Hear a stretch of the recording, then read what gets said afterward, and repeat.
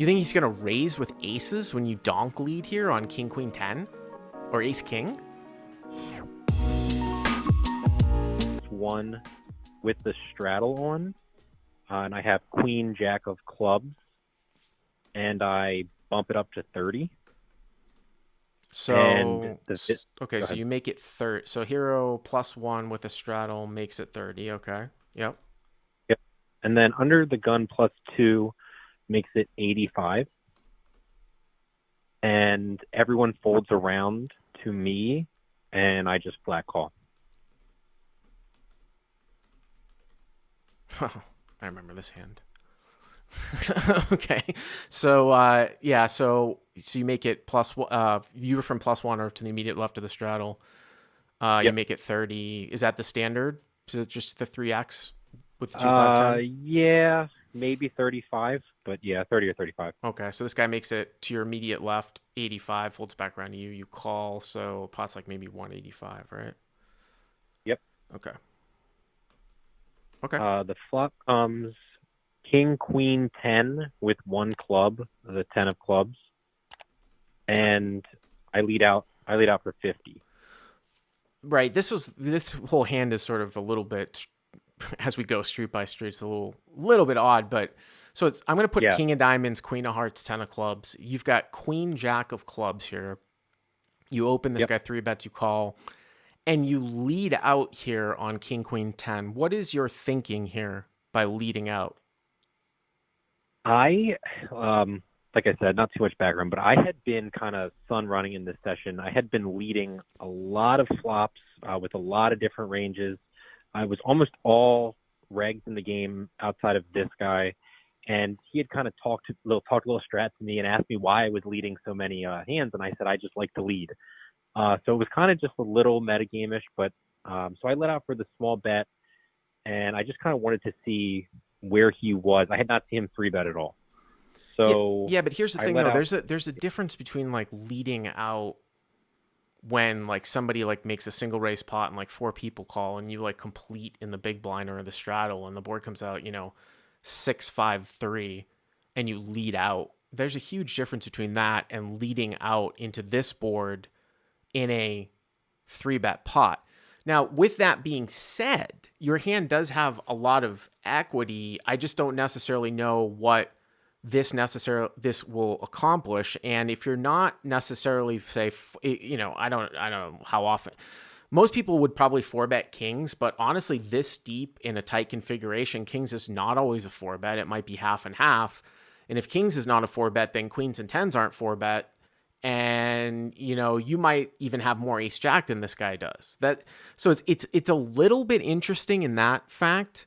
The way that the deepness and the tight configuration sort of affects this board, but what are you trying to accomplish by betting here 50? Uh, to be honest, I thought he had ace king or aces.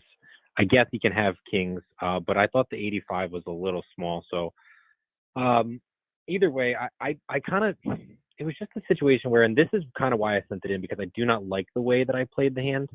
But it was just a hand where I flopped a ton of equity, and I think I have a big post flop advantage. And I actually was planning to re-raise him when I thought he was 100% going to raise this bet. He does raise the bet, and then I flat. So I kind of went away from the strategy that I had. I mean, I don't I don't know who this guy is, okay?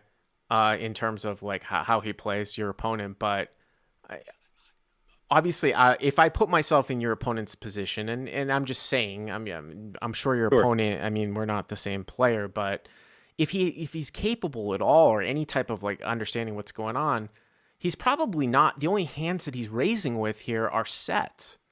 You think he's gonna raise with aces when you donk lead here on king queen 10 or ace king?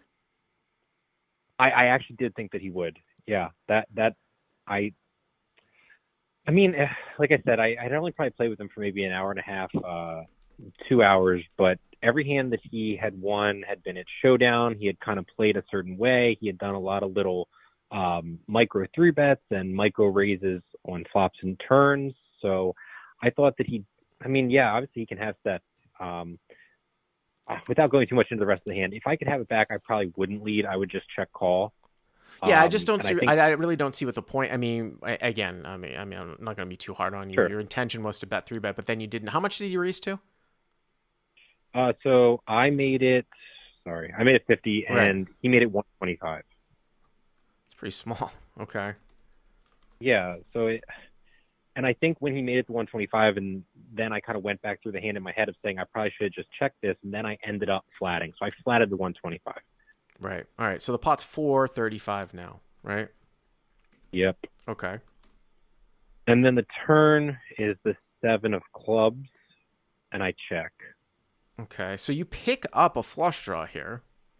King of Hmm. diamonds, queen of hearts, jack of clubs, seven of clubs. You have queen, jack of clubs. So now you have a pair of queens. You're open ended, and you have a flush draw here.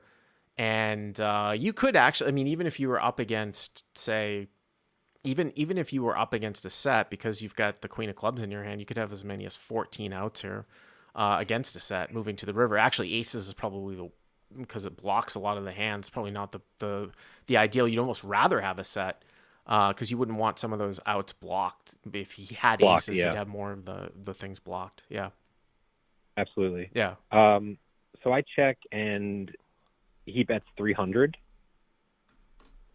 and I make it 950,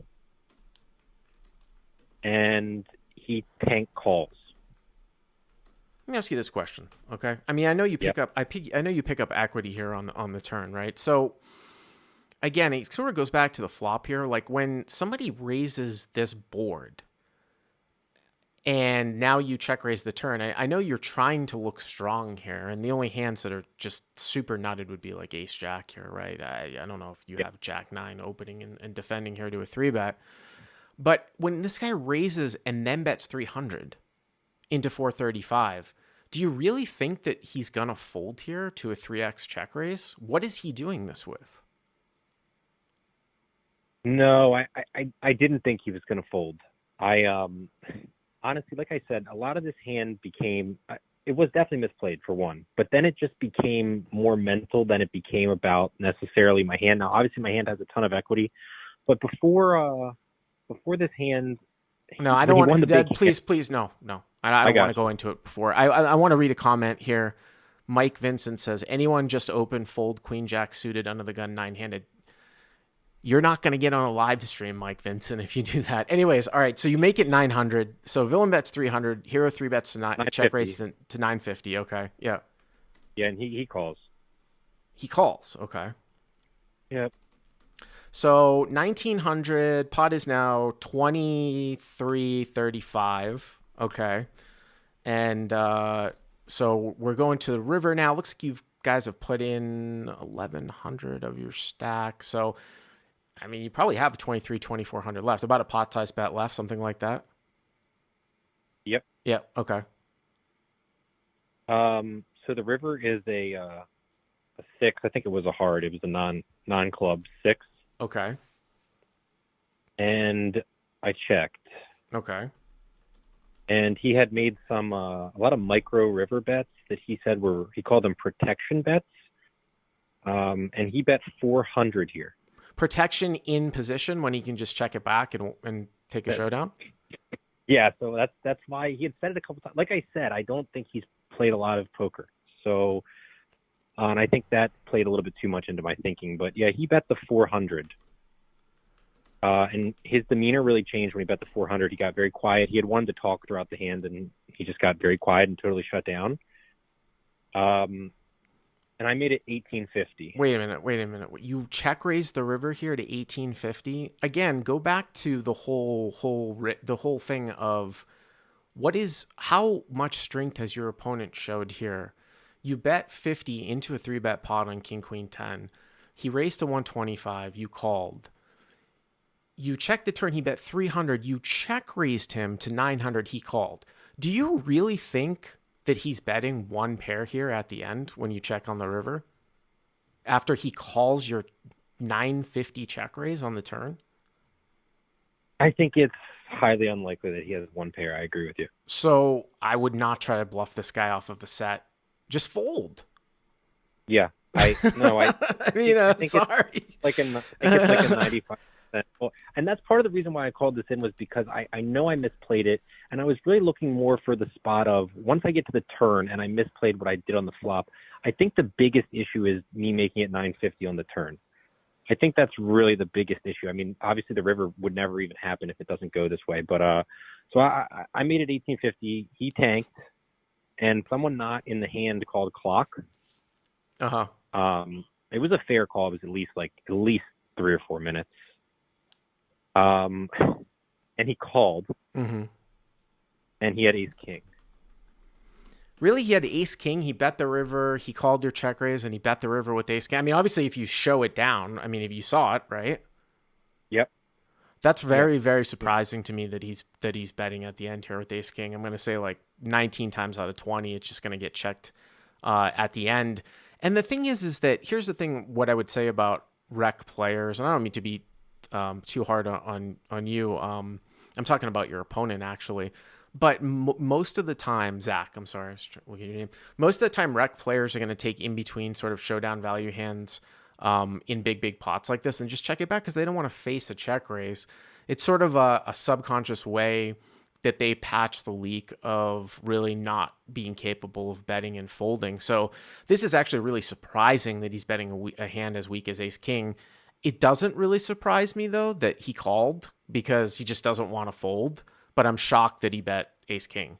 But again, I would Yeah. say you don't do really a whole lot of leading. Let's take away from this hand. You don't do a whole lot of leading here in a 3-bet pot on king, queen, 10. It doesn't make a whole lot of sense.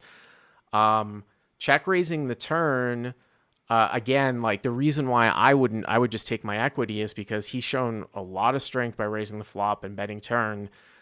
And then when he calls the check raise, forget it. Just make your hand. And if you don't, um, just check fold. I mean, that's really what my take is. Do you think I need to check fold that like 100 out of 100, or can I do something on that river? Pretty much 100 out of You- 100. 100 out of Some people 100. are saying, did he have ace king of clubs? He had no clubs. Okay, because I mean, ace king of clubs would have made sense because he's still in there with he's still in there with with the was check shocked. raise.